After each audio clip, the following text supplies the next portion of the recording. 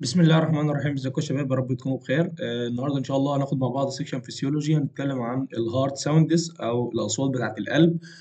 بس حابب قبل ما ابدا بس ان انا افكركم بحاجه. طبعا احنا عارفين الشباب الفالفز، تمام كده؟ عايزين بس نراجع الفالفز كده. الفالفز يا شباب احنا عندنا في منها نوعين، تمام كده؟ هديك بقى ايه الخلاصه واللي يحفظك بسرعه، تمام؟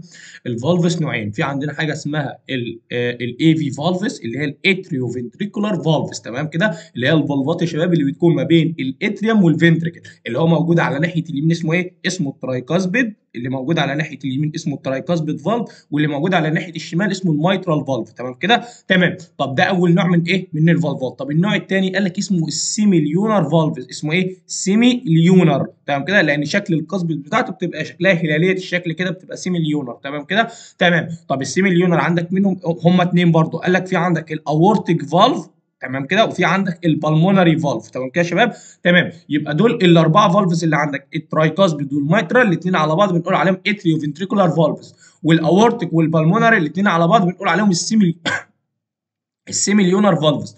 طيب الهارت ساوندز يا شباب احنا عندنا كام صوت؟ قال لك والله انت عندك المفروض اللي احنا هندرسه اربع اصوات. اربع اصوات: اس 1، اس 2، اس 3، اس 4، تمام؟ اس اختصار لكلمه ساوند، تمام كده؟ تمام. طب واحد واثنين دول طبيعي، يعني دي الاصوات الطبيعيه اللي لو جبت اي حد من الشارع هتسمعهم عنده. طب ثلاثه واربعه، قال لك ثلاثه واربعه دي اصوات مش طبيعيه، يعني المفروض ان انت لو دي حاجه باثولوجي، لو انت سمعتها يبقى ده الشخص ده عنده مشكله معينه، تمام كده؟ تمام. باستثناء ثلاثه، ثلاثه دي بيبقى لها حاجه معينه ممكن تكون طبيعيه، هي حاله معينه كده تقيس ثلاثه بتبقى طبيعيه فيها، ولكن الشائع عليها ان انت مش في كل الحالات بتسمعها، تمام كده يا شباب؟ تمام. طيب ده كده بالنسبه لايه؟ بالنسبه للاصوات. طب كل صوت بقى يا شباب احنا عايز نعرف طبعا الاصوات دي بتبقى نتيجه ايه؟ يعني فعلا هو صوت حرفيا. بص يا شباب، هي الفالفز دي بتعتبر ايه؟ بيبان. البيبان اللي موجوده يا اما ما بين الاتريوم والفنتريكل، يا اما موجوده ما بين مثلا الفنتريكل مع الاورطه، والفنتريكل مع الايه؟ مع البلمونري ارتري، تمام كده؟ ففي الاول وفي الاخر هي عباره عن ايه؟ عباره عن باب. طب هو امتى يا شباب الباب بتاع اوضتك يطلع صوت؟ امتى الباب بتاع لما بقفله، تمام كده؟ لما بتقفل الباب، جرب كده تقفل الباب هيطلع صوت، تمام كده؟ يبقى اذا طبيعي ان الاصوات يا شباب اس 1 واس 2 دي بتظهر لما الفالفز بتاعتك بتقفل، تمام كده؟ على حسب اي نوع بقى هنقوله دلوقتي، تمام كده؟ تمام. فطبيعي يا شباب انت وانت بتقفل الباب هتعمل صوت، طب لو قفلت الباب جامد هيعمل صوت اعلى، تمام؟ ده كلام منطقي. يبقى انت حرفيا شبهها بالباب بتاع اوضتك، لما تقفل الباب هيطلع صوت، قفلته جامد هيطلع صوت اعلى، تمام كده يا شباب؟ تمام. طيب احنا المفروض هنبدا دلوقتي في الفيرست هارت ساوند، ولكن قبل ما نبدا يا شباب بيقول لك ان الهارت ساوند بي هيرد باي الاستيثوسكوب، يعني احنا بنسمعها اصلا بسماعه. في عندنا اثنين اصوات طبيعيه نورمالي هيرد، تمام كده؟ بالاستيثوسكوب اثناء الكاردياك سايكل، اللي هم ايه يا شباب؟ قال لك اللو سلايتلي برولونجد لاب اللي هو الفيرست هارت ساوند اللي هو الاس 1 يعني يا شباب، والشورتر هاي بيتش ساوند دب اللي هو السكند هارت ساوند يعني اللي هو اس 2. طب ايه الوصف ده؟ هو بيوصف لك اس 1 ده يا شباب، احنا مش انتوا حتى تسمعوا مثلا سنه رابعه وسنه خمسه يقول لك ايه ده؟ لب ضب لب ضب. ايه يا عم لب ضب دي؟ قال لك اس 1 دي بنسمعها في صوره لب، اس 2 ضب، تمام كده؟ اللي هي الكلمه دي لب ضب، تمام كده؟ تمام. الكلمه دي يعني بتعبر عن الصوت، تمام كده يا شباب؟ تمام. طيب بالنسبه لاس 1 بيقول لك ان هو بيبقى سلايتلي برولونجد، اطول شويه من اس 2. اس 2 بيبقى هاي بيتشد، تمام كده؟ تمام. ده كده بالنسبه ليش هو بيبقى شورتر، يعني اقصر شويه من اس 1، تمام كده؟ تمام. ده كده بالنسبه ليه يا شباب؟ بالنسبه لاس 1 واس 2 ده الوصف بتاعهم المبدئي. تعال نبدا بقى فيهم. الفيرست هارت ساوند اس 1، احنا المفروض يا شباب نعرف ايه؟ نعرف هو التايمنج بتاعه في الكاردياك سايكل. هو طبعا احنا درسنا الكاردياك سايكل في النظري، تمام كده؟ عايزين نعرف هو بيحصل امتى بالظبط في الكاردياك سايكل. ويا عم عشان ابسط لك الدنيا، هو المفروض انت عندك الكاردياك سايكل لو قسمناه لمرحلتين كبار هتبقى اكيد ايه؟ سيستول ودايستول. طب احنا عايزين نعرف ايه علاقته بالسيستول والدايستول، يعني هو مثلا بيحصل في بدايه السيستول ولا بدايه الدايستول؟ وعايزك برضو تبقى فاهم ان السيستول سيستول بعد كده يحصل وراه ايه؟ دايستول، صح كده؟ السيستول بعد كده يحصل دايستول، بعد كده الدايستول يحصل وراه سيستول، تمام كده يا شباب؟ وهكذا. فلما انا اقول لك بدايه الدايستول هي نفسها نهايه السيستول، ما هي نهايه السيستول بيجي وراها بدايه الدايستول، ونهايه الدايستول بيجي وراها بدايه السيستول، عشان بس ما تتلخبطش، هما الاثنين لازقين ورا بعض، فنهايه واحد تعتبر بدايه الثاني، تمام كده يا شباب؟ خدتوا بالكم من النقطه دي؟ تمام. طيب احنا عايزين بقى نحدد علاقتها، كل صوت هنحدد علاقته بالسيستول والدايستول هو بيحصل فين بالظبط، تمام، وهنحدد علاقته في انهي مرحله بالظبط في الكاردياك سايكل. بعد كده ناخد الكاركتر بتاعته ونوصفه، يعني الصوت بتاعه عامل ازاي، البيتش بتاعته اللي هي حده الصوت بتاعته عامله ازاي، الكواليتي بتاعته، تمام كده، اسبابه، ونعرف طبعا الاسباب المختلفه. واخيرا عايزين نعرف السايد بتاعه. انا لو عايز اسمع اس واحد ده، اس واحد ده صوت طبيعي، انا لو عايز اسمعه هسمعه فين؟ تمام كده يا شباب.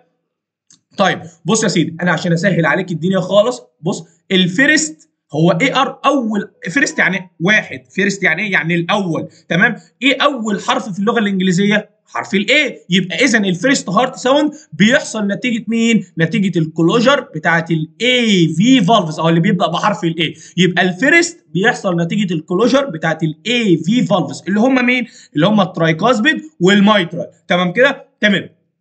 ده كده ايه؟ عشان بس نربط الدنيا ببعضها. طيب طب اول حاجه ايه التايمنج بتاع الكاردياك سايكل؟ قال لك والله الفيرست هارت ساوند ده يا شباب طالما هو بيحصل نتيجه غلق التي والام اللي هو الترايكاسبيد والمايترال، تفتكروا دول اصلا بيقفلوا امتى يا شباب؟ دول بيقفلوا امتى؟ قال لك بيقفلوا في نهايه الدايستول وبدايه السيستول. نهايه الدايستول هي نفسها بدايه السيستول، تمام كده يا شباب؟ تخيل معايا كده، استرجع كده معلوماتك في الكاردياك سايكل. ايوه، لما كان القلب بيجي ينقبض عشان يضخ الدم جوه الاورطه والبلمونري، عشان ينقبض لازم يقفل الصمامات اللي ما بينه وما بين الاتريوم عشان الدم ما يرجعش للاتريوم تاني. فطبيعي ان انت وانت جاي تنقبض وانت جاي تعمل سيستول لازم تقفل الترايكاسبيد والمايترال. عشان كده بيقول لك ان الفيرست هارت ساوند بتسمعه في بدايه السيستول، القلب يجي ينقبض عشان يضخ الدم، يقوم الترايكاسبيد والمايترال يقفلهم، يقوموا يطلعوا لك الاس 1، تمام كده يا شباب؟ طب لو جينا بقى نتكلم عليهم في المراحل بتاعتهم في الكاردياك سايكل بالتفصيل، قال لك والله ده يعتبر الايرلي كومبوننت اللي بيحصل في الايزومتريك كونتراكشن فيز. ده هنا بقى بيكلمك على، هنا انا قلت لك بدايه السيستول وسكت، انما لو اتكلمنا على الفيز ده احنا عندنا 8 فيزز في الكاردياك سايكل، تمام. فلو اتكلمت على الفيز اهني فيز بالظبط، قال لك الايزومتريك كونتراكشن فيز في ده الايرلي كومبوننت اللي بيحصل في ايه؟ في الايزومتريك كونتراكشن فيز. طب والليت كومبوننت قال لك بيحصل في الماكسيمم ايجكشن فيز. ايه ده؟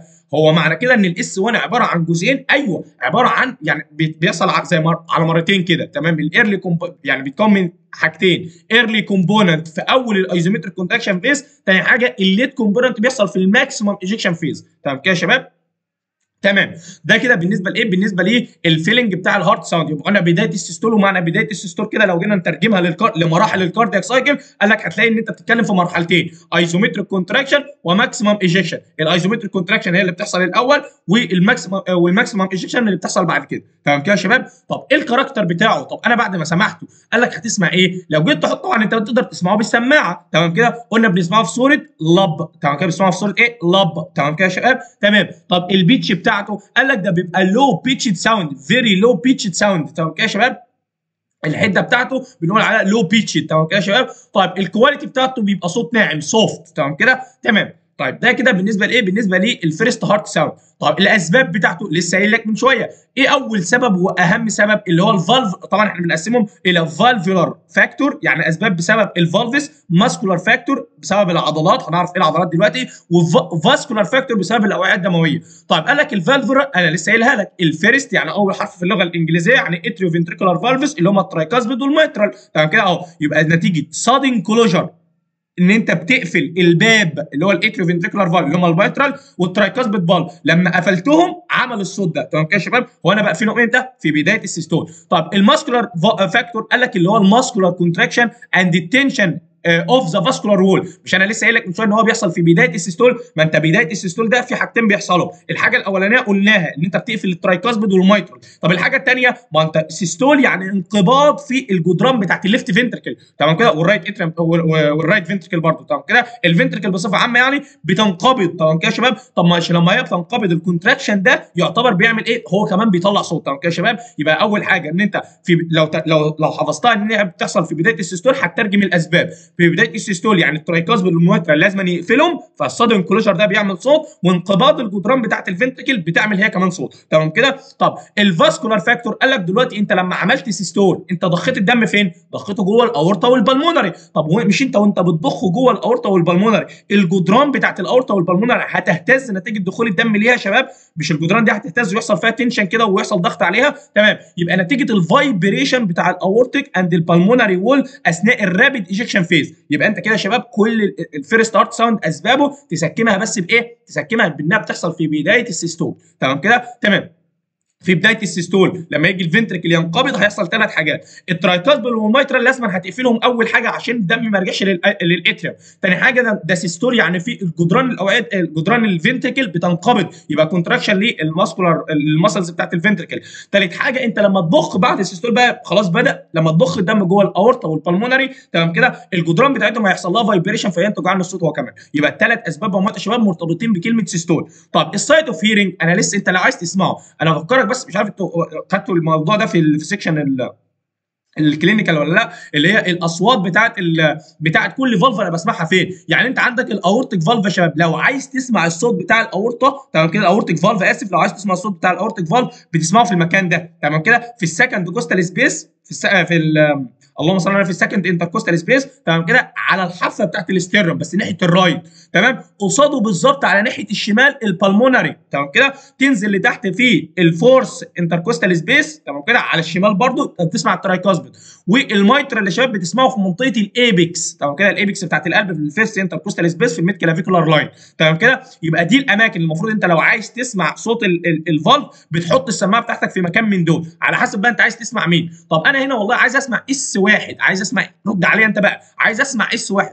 هتقول لي والله طب ماشي انا عندي اربع اماكن انت في اس واحد ده بيطلع بسبب ايه؟ بسبب الميترال والترايكاسبيد اللي هم الاي في فالفز تمام خلاص يبقى احط السماعه بتاعتي يا اما هنا يا اما هنا تمام كده والمشهوره كمان هو الميترال بتسمعها في الايبكس تمام كده يا شباب.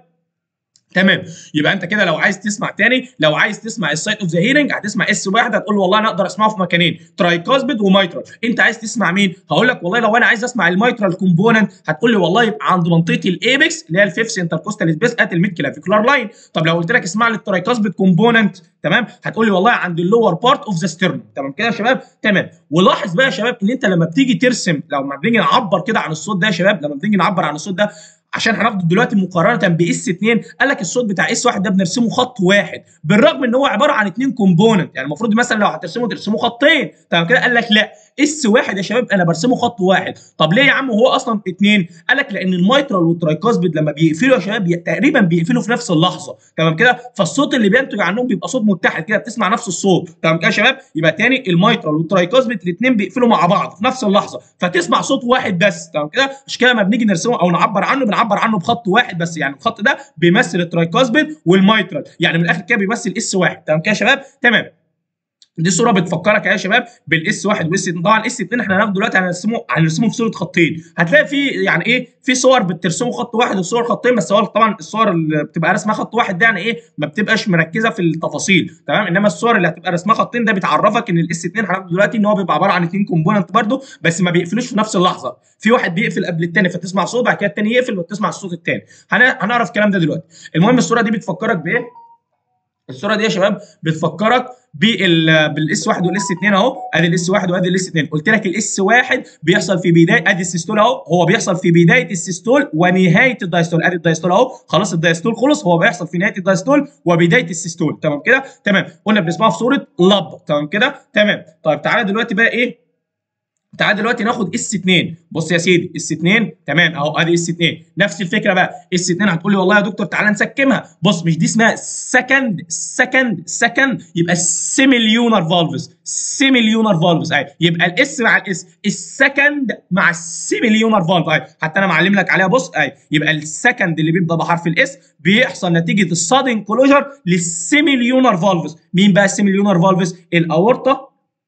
الاورتيك فالف والبلمونري فالف تمام كده يا شباب اللي ممكن نسمعهم فين اهم ما تنساهمش ادي الاماكن بتاعتهم في السكند انتركوستال سبيس لو انت على ناحيه اليمين يبقى الاورتيك فالف لو انت على ناحيه الشمال يبقى البلمونري فالف تمام كده يا شباب. تمام. طيب تيجي بقى تقول لي والله هم بيحصلوا امتى؟ ادي الرسمه قدامك اهي، تيجي بقى توصفهم لي. ادي السكند يا شباب، يبقى في نهايه السيستول وبدايه الدايستول. تاني، في نهايه السيستول وبدايه الدايستول. تمام كده؟ تمام. يبقى الاند اوف سيستول والبيجيننج اوف دايستول. تمام كده؟ طيب في اهني مرحله بالتفصيل بقى او بالتحديد في الكاردياك سايكل، قال لك في الايزومتريك ريلاكسيشن فيز. فين؟ في الايزومتريك ريلاكسيشن فيز، لان انت بتحصل في بدايه الدايستول. طيب بدايه الدايستول يبقى ايزومتريك ريلاكسيشن. تمام كده؟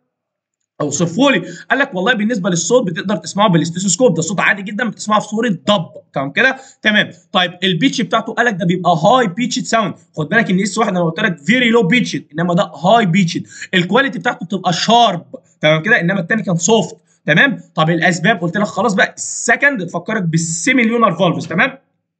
يبقى انت هنا عملت الصادن كلوجر، قفلت مين؟ قفلت السيميليونر فالفز اللي هم الاورتيك والبالمونري. طب قفلتهم امتى؟ قال لك في نهايه السيستول. طب هي ايه نهايه السيستول؟ قال لك يبقى ات ذا اند اوف البروتو دايستوليك فيز اوف ذا كاردياك سايكل. تمام كده يا شباب؟ يبقى انت قفلتهم امتى؟ في نهايه البروتو دايستوليك فيز اوف ذا كاردياك سايكل، عشان يبقى انت كده الصوت طلع لك في الايزومتريك ريلاكسيشن فيز والبيجيننج بتاعت الدايستول، اللي هي البيجيننج يعني بتاعت الدايستول. تمام كده يا شباب؟ تمام. ادي تاني صوره بتفكرك بالاس واحد وادي الاس 2. قلنا الاس واحد بتبدا يحصل فيه ادي سيستول، انت بترسمها كده بص يا شباب عشان تحفظوه. ادي انت بترسم سيستول بعد كده دايستول. عايز احط اس واحد واس 2، قال لك اس واحد هتحطه قبل السيستول لان هو بيحصل في بدايه السيستول، واس 2 هتحطه قبل الدايستول يعني لان هو بيحصل في بدايه الدايستول، وهكذا بقى تفضل مكمل. تمام كده؟ تمام. ده كده حتى بص اس واحد اهو مشاور لك تحت ان هو ايه؟ قفل مين؟ قفل الترايكاسبيد والمايترال. تمام. انما اس 2 قفل البالمونري والاورتيك. تمام كده يا شباب؟ تمام. ده كده بالنسبه لايه؟ بالنسبه لاس واحد واس 2. تمام كده يا شباب؟ تمام. طيب السايد بتاعته قلت لك ده بيحصل نتيجه السيميليونر فالفز. طب السيميليونر هم الاورتيك والبالمونري. يبقى انت لو عايز تسمعه يا شباب هتقول لي والله يبقى انت لو عايز تسمع الاورتيك كومبوننت تسمعه في السكند رايت انتركوستال سبيس ات الباراسترنال لاين، بس خد بالك انت على ناحيه اليمين. طب البالمونري قال لك نفس المكان بس على ناحيه الشمال، يعني برضه في السكند بس الليفت. يبقى خد بالك الفرق ما بينهم ايه يا شباب؟ ان انت هنا رايت انما هنا ليفت. تمام كده؟ تمام. يبقى هنا السكند رايت انتركوستال سبيس، هنا السكند ليفت انتركوستال سبيس. تمام كده؟ تمام. الاورتيك على الشمال على اليمين، البالمونري على الشمال. تمام كده؟ تمام. طيب دي صوره ثانيه بتفكرك بالاس 1 واس 2. ادي اس 1 يا شباب اصلا شايفين ادي الفالفز اهي، يبقى دي الاتريو فنتريكولار فالفز اللي ما بين الاتريوم والفنتريكل اللي هم الترايكاسبيد والمايترال. تمام كده؟ شايفين الاثنين قفلوا زي اهو مشاور لك عليهم الترايكاسبيد المايترال فالفز قفلوا. تمام كده؟ تسمعها في صوره لب في بدايه السيستول. انما اس 2 اهو ده بيحصل نتيجه غلق مين؟ الاورتيك والبالمونري اللي هم السيميليونر فالفز ده. تمام. ادي ده بتاع الاورتيك وادي بتاع البالمونري. تمام كده؟ تمام. تسمعها في صوره ضب. تمام كده؟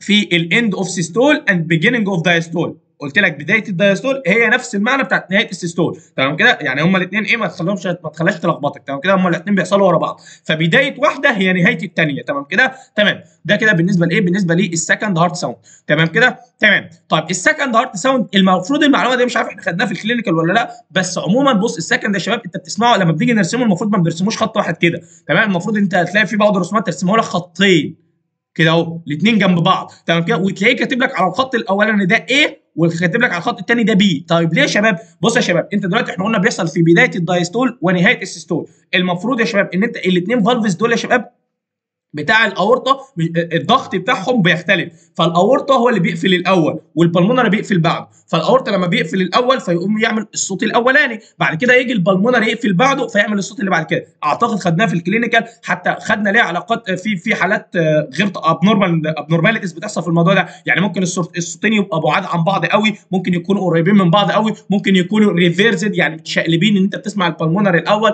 وبعد كده الاورطه، وده بيبقى سبب مثلا في الاورطه او حاجه. تمام كده يا شباب؟ تمام. مثلا في استينوزز او حاجه زي كده في الاورطه. تمام كده؟ المهم يعني ان بيبقى ايه يا شباب؟ ان بيبقى في خلل في فالف منهم فبيعمل ايه؟ فبيعمل ابنورماليتيز. تمام؟ عشان كده ايه انا بعرفك او بفكرك ان هما الاثنين ما بتسمعهمش في نفس اللحظه، ده هما الاثنين كومبوننت منفصلين بسبب اختلاف الضغط في الاثنين سيستميك في الاثنين سيركيوليشن اللي هما السيستميك والبلمونري سيركيوليشن، الضغط فيهم مختلف فبيخلي الاورطه والبلمونري ما بيقفلوش في نفس اللحظه، الاورطه بيقفل الاول بعد كده البلمونري. تمام؟ انا بقول لك بس عشان لو هوريكم صوره لها دلوقتي. تمام كده؟ ان في صور بتلاقيها رسمه ايه؟ تلاقيها مثلا رسمه اس واحد كده، ادي ده اس واحد قلت لك اس واحد بالطريقه الكاسبيد والمايترال بيقفلوا في نفس اللحظه فبنرسمها خط واحد. انما اس 2 تلاقيه راسمها حاطط لك خطين كده وخط منهم كاتب لك الاورطه وخط الثاني كاتب لك البلمونري. تمام كده؟ تمام. عشان بس لو شفتها تبقى فاهم.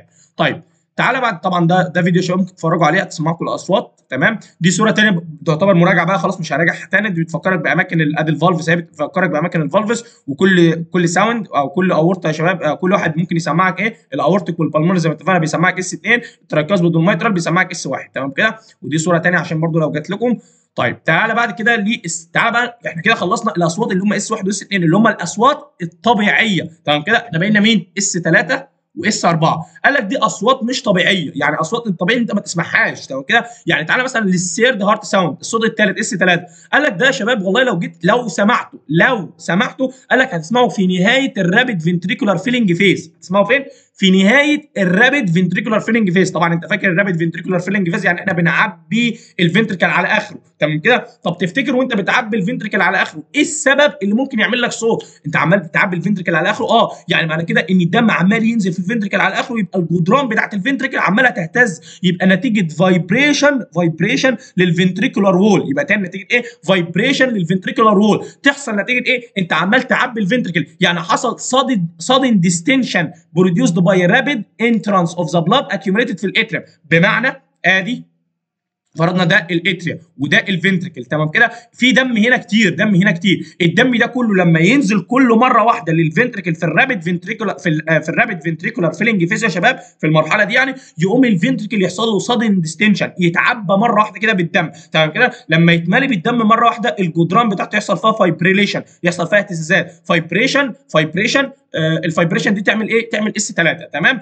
طب الصوت ده يا شباب ايه الكاركتر بتاعته؟ قلت لك ده صوت طبيعي، هل طبيعي ان انت تسمعه؟ قال لك لا، ده ان اوديبل، يعني المفروض الصوت ده يا شباب ما بيتسمعش في الناس الكبيره. تمام كده، الصوت ده ما بيتسمعش فين؟ في الناس الكبيره. امال ايه الحاله اللي ممكن تسمعها فيها؟ قال لك ممكن تسمعها فقط في حاله طفل الشيست وول بتاعه رفيع، فقدرت السماعه قدرت تلقط الاهتزازات بتاعت الفنتركل. تمام كده يا شباب، يبقى تاني اس 3 ما بتسمعوش غير في حاله واحده بس، لو التشيلدرن، لو طفل صغير والشيست وول بتاعه رفيع قدرت تلقط الصوت ده. تمام كده يا شباب، ده كده بالنسبه لايه؟ بالنسبه لاس 3. يبقى تاني اس 3 لو حفظت السبب او حفظت الفيز بتاعتها هتعرف كل الاسباب الباقيه. تمام، قلنا الفيز بتاعته ايه يا شباب؟ في نهايه الرابيد فنتريكولار فيلنج فيز، من اسمها رابيد فنتريكولار فيلنج فيز يعني انت بتعبي الفنتريكل مره واحده، الاتريم كان مليان بالدم ونزل الدم ده كله مره واحده لمين؟ للفنتريكل، فلما الدم كله نزل مره واحده للفنتريكل الفنتريكل اتملى بالدم، لما اتملى بالدم حصل صادن ديستنشن، كلمه اتملى بالدم يعني صادن ديستنشن. تمام كده، قام حصل ايه يا شباب؟ قام حصل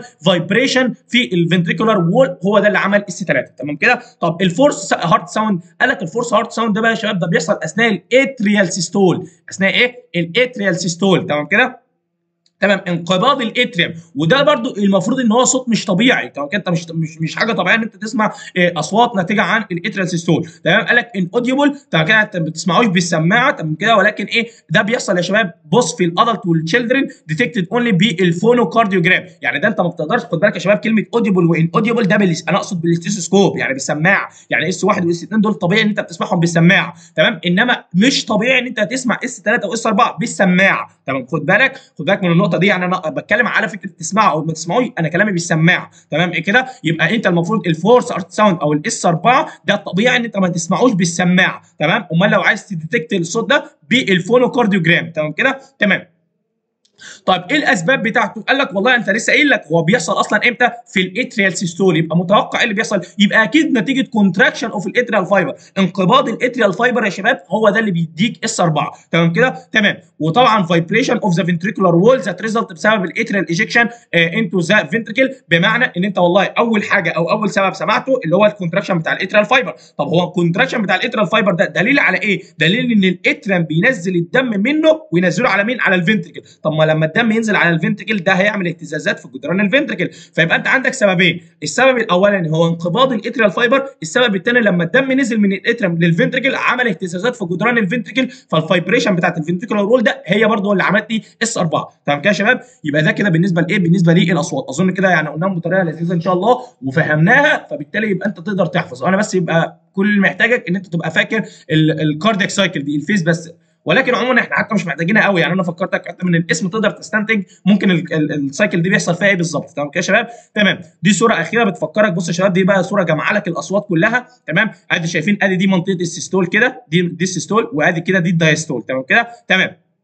لو ركزت هتلاقي يبقى اذا الاس واحد بيحصل في بدايه السيستول، تمام كده. طب تيجي على اس 2 بيحصل في بدايه الدايستول. لو ركزت على اس واحد ده اللي بيحصل نتيجه الترايكاسبيد والميترال مرسومه بخط واحد، انما الاس 2 مرسومه خطين. ليه؟ لان الاورتك بيقفل الاول بعد كده البلمونري، تمام كده. تمام. تيجي بعد كده تدخل على الدايستول قلت لك اس 3 واس 4. اس 3 بتحصل فيه لسه قايلينها فوق اهي في الرابيد فنتريكولار فيلنج فيز، تمام كده. تمام. يعني انت في مرحله دايستول، يعني اس 3 او اس 4 الاثنين بيحصلوا في الدايستول، الاثنين بيحصلوا في ايه؟ في الدايستول. بس اس 3 بتحصل قبل اس 4. ليه؟ لان انت لو رجيت تبص على ترتيب المراحل في الكاردياك سايكل هتلاقي ان الرابيد فنتريكولار فيلنج فيز تعتبر قبل الاتريال سيستول، تمام كده يا شباب، لو ترتيب الاحداث يعني. تمام. طيب اس 3 يبقى اس 3 حصل في الرابيد فنتريكولار فيلنج فيز، بعد كده مريت لحد ما وصلت لمين؟ لحد ما وصلت الاتريال سيستول اللي كانت بتحصل قبل الدايستول، قبل السيستول على طول. الاتريال سيستول كانت بتحصل قبل خد بالك كلمه سيستول ودايستول دي اقصد ده الفنتركل بتاعت الفنتركل عشان بس تبقوا فاهمين. يبقى كلمه سيستول ودايستول بتاعت الفنتركل، تمام كده. فانا عشان كده بقول لك ان الاتريال سيستول برسمه اس 4 برسمه قبل اس 1 على طول. ليه؟ لان اس 1 يعتبر في بدايه الفنتريكولار سيستول، واس 4 هو اصلا بيحصل نتيجه الاتريال سيستول. يبقى والله يبقى اذا الاتريال سيستول بيبقى قبل الفنتريكولار سيستول على طول. فدي عموما دي الرسمه يا شباب عشان لو جت لك في الامتحان وقال لك من اهل ساوند او شاور لك على اي ساوند من دول فتبقى عارف الرسمه دي، تمام كده يا شباب. ودي برده فيديو ممكن تسمعوه فيها، هتلاقي فيه فيديو كويس يعني وحجمه صغير ممكن تستفيدوا بيه يعني ان شاء الله، تمام كده يا شباب. ده كده بالنسبه لايه؟ بالنسبه للهارت ساوند. اتمنى يا رب انكم تكونوا فهمتوها وحفظتوها بطريقه لذيذه يعني. والله انا لحد الان فاكرها انا كنت اصلا مذاكرها بالطريقه دي، فانا لحد الان فاكرها بالطريقه دي، تمام. اللي هو اس 1 يبقى الفيرست يبقى اتريو فنتريكولار فالفس، اس 2 يبقى السكند سيميليونر فالفس، تمام. وحته برده ان انا بحفظ بس اللهم صل على النبي التايم بتاعها في الكاردياك سايكل، ومن التايم انا اصلا بستنتج الباقي، تمام كده يا شباب. تمام. بس كده ده كده بالنسبه يا شباب بالنسبه لايه؟ بالنسبه للهارت ساوندز. بالتوفيق ان شاء الله يا شباب وربنا يوفقكم يا رب. سبحانك اللهم وبحمدك اشهد ان لا اله الا انت استغفرك يا رب واتوب اليك.